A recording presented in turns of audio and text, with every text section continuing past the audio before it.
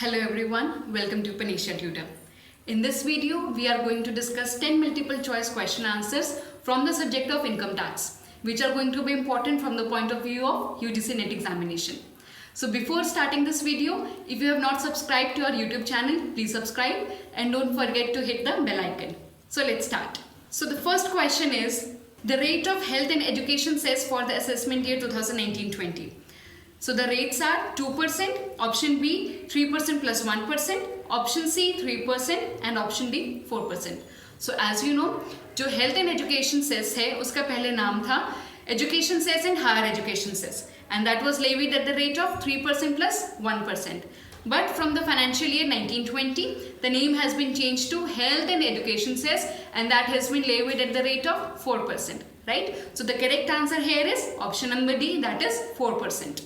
The next is, zero coupon bonds are treated as long-term capital assets if they are more than how many months?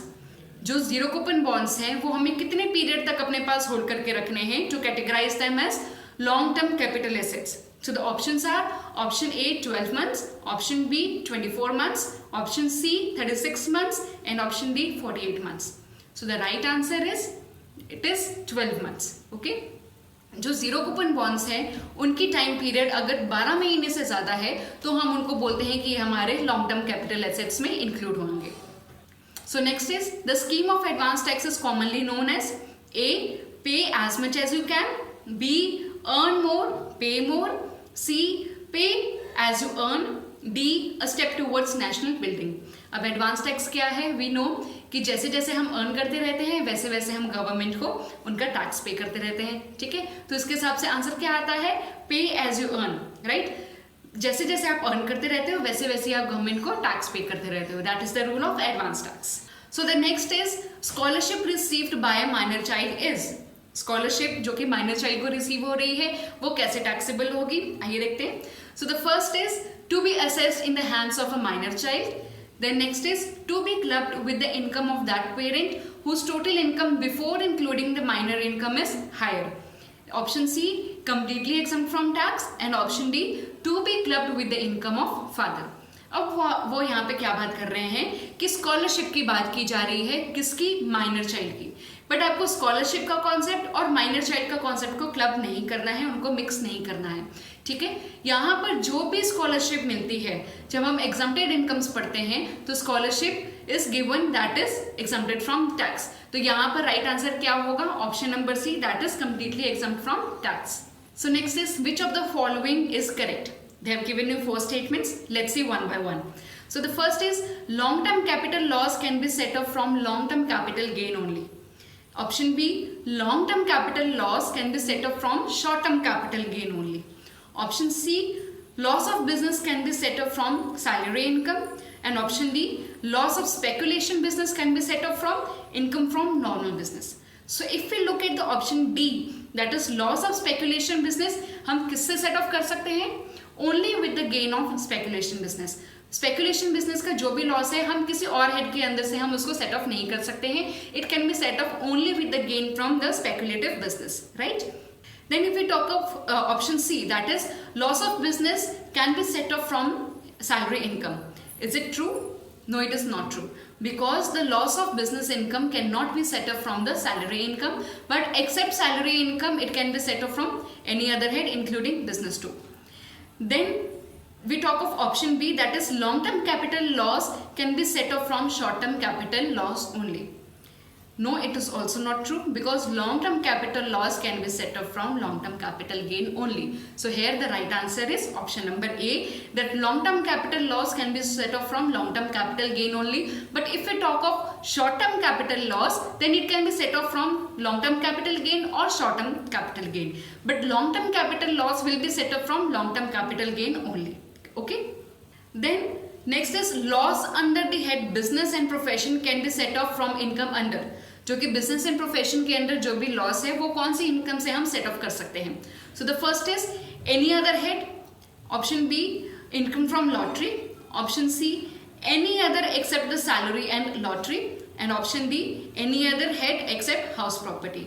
So here the right answer is option number C, कि जो भी business and profession से जो भी हमारा loss इनकर होता है वो हम किसी भी हेड से एडजस्ट कर सकते हैं except the salaries and the lottery heads, right. So our next question is, in case of salary, TDS certificate is issued in form. अब वहाँ पे कौन सी इनकम की बात कर रहे हैं? Income from salaries. Okay, so the options are form number 16, form 16A, form 15 and form 15H. Now if we talk of form 15 and 15H, these are considered with where you do not want your TDS to be deducted, right? So what we are left with? Form number 16 and 16A. Now form 16A deals with the income other than salaries. So what we are left with? Form number 16. So the form number 16 deals with the deduction of TDS from salaries head. So the right option is option number A, that is form number 16. Then form number 16 is issued by the employer. Employer जो है वो form number 16 कितने time period पे issue करता है? तो first is annually, second quarterly, third half yearly and D option है monthly. सो जो हमारा TDS जो कटता है सैलरीड एम्प्लॉयज का वो कटता है एनुअल बेसिस पे. तो हमें फॉर्म नंबर 16 भी एनुअली ही इशू होता है. So the right option is option number A, that is annually. Then our next question is, to claim section 10AA deduction the unit must be established in. जो 10AA के under हम deduction avail करते हैं उसका unit जो है वो कहाँ पे मैन्युफैक्चर होना चाहिए? So the first option is urban area, B rural area, C SEZ that is special economic zones and D none of these. So the right option is SEZ, कि 10AA के under हमें अगर deduction claim करनी है तो हमारा unit जो है वो स्पेशल इकोनॉमिक जोन्स में बना होना चाहिए, right. So our last question is related to the residential status. So let's begin. Mr. Clinton, a citizen of US, arrived in India for the first time on 1st July 2010 and left for Nepal on 15 December 2010. He arrived to India again on 1st January 2011 and stayed till the end of financial year 2010 and 11. Okay, so determine his residential status for the assessment year 2011 and 12. Right. अब यहाँ पे assessment year 2011-12 है तो उसका previous year कौन सा हो जाएगा? 2010-11. ठीक है. अब रेसिडेंशियल स्टेटस को डिटरमिन करने के लिए हमारे पास दो कंडीशंस हैं.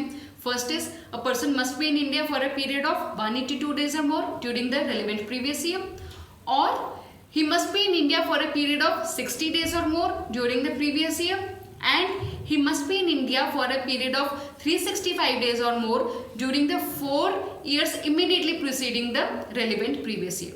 ठीक है. तो हमारे पास पहली कंडीशन को हम देखते हैं क्या वो हमारे सेटिस्फाई कर रही है. तो वो कब आए इंडिया में? He came on 1st July 2010 and stayed till the end of 15 December 2010. ठीक है.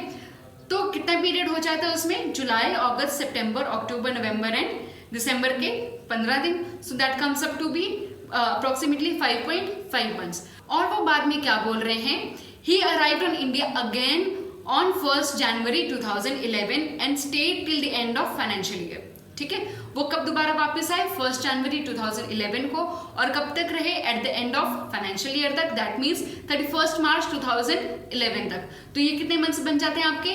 जनवरी, फरवरी, मार्च, 3 महीने और पहले के 5.5 महीने. तो ये आपके हो जाते हैं कितने? 8.5 months, which are more than the 6 months. ठीक है. तो यहाँ पे आपकी पहली कंडीशन सेटिस्फाई हो रही है. तो that means the person is resident, right. You need not to check the second condition. Okay. तो यहाँ पे वो रेसिडेंट तो है. अब आपने बताना है कि वो रेसिडेंट ऑर्डिनरी है या वो नॉन ऑर्डिनरी रेसिडेंट है, राइट. देन ऑर्डिनरी रेसिडेंट के लिए हमारे पास कंडीशन क्या है? That he must be in India for a period of 2 years out of the 10 years preceding immediately the previous year. ठीक है. बट यहाँ पर वो क्या बोल रहे हैं कि इंडिया में वो पहली बार ही आए हैं.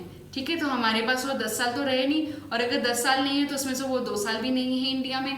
ठीक है. तो हमारी ये चेक करने वाली कंडीशन कि वो ऑर्डिनरी रेसिडेंट है या वो नॉन ऑर्डिनरी रेसिडेंट है, ये हमारी सेटिस्फाई नहीं होती है. दैट मीन्स ऑर्डिनरी रेसिडेंट होने के लिए उनकी कंडीशन जो है सेटिस्फाई नहीं होती है.